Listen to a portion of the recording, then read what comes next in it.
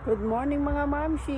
Mag-harvest tayo ng kangkong at yung ating marami ng sili bago pa ito masira kasi ulan, araw dito sa Canada ngayon. So let's go!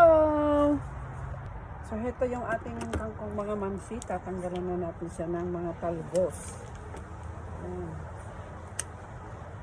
Don't worry naman is tutubo ulit yung kanyang mga talbos. So kukunin na natin itong mga dahon. Kasi mabilis lang naman ito tumubo mga mamshi. Habang maganda pa yung panahon, pwede pa siyang tumubo ulit.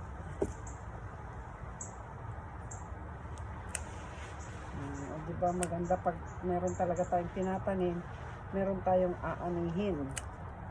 Kaya yung mga tamad-tamad dyan, shout out sa inyo. Pwede din kayo magtanim na kahit na ano sa isa paso is pwede. Yan. Diba ang lulusog yung ating kangkong.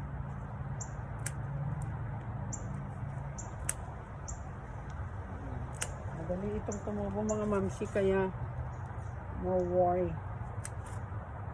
Tanggalan lang natin ng mga dahon na.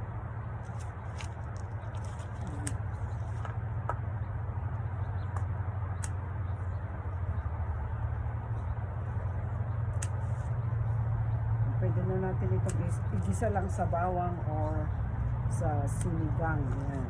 Diba meron na tayong may mag-harvest din tayo ng siling haba. Yan. Kaway-kaway dyan sa mga masisipag magtanim or kaway-kaway. Lalong-lalo namin sa mga lalong aham. Yung mga, ay naku, nabubulol tuloy ako. Yung mga taong tamad. Yan. Shout out sa inyo. Oh, may tumubo pang kamatis, mga mamsi. Tanggalin na rin natin yung mga old leaves. Yung nabulok. Nilagay lang natin ito sa loob niya as fertilizer. Yan. Organic fertilizer. Yan. So yan, kunin na natin mga mamsi, yung mga medyo lalaki na yung hinog. Kasi marami pa namang tumutubo.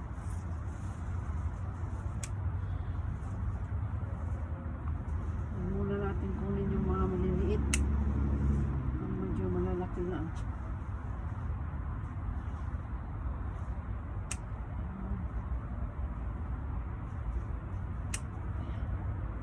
Yan o guys, ang sarap ng feeling o. Pwede na ito, pang sigaw. Yan, pang sigaw, pang paksiw, pang gata. Ay naku, madali ko naman siko natin yung nasa loob. Baka maapakan ko yung ay naku, may mabulok na dito mga mamsi na bell pepper. Ayan o, sira na.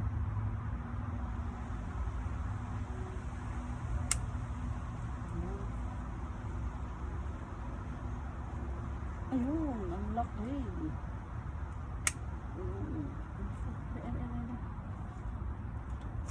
Yan. Ayan guys.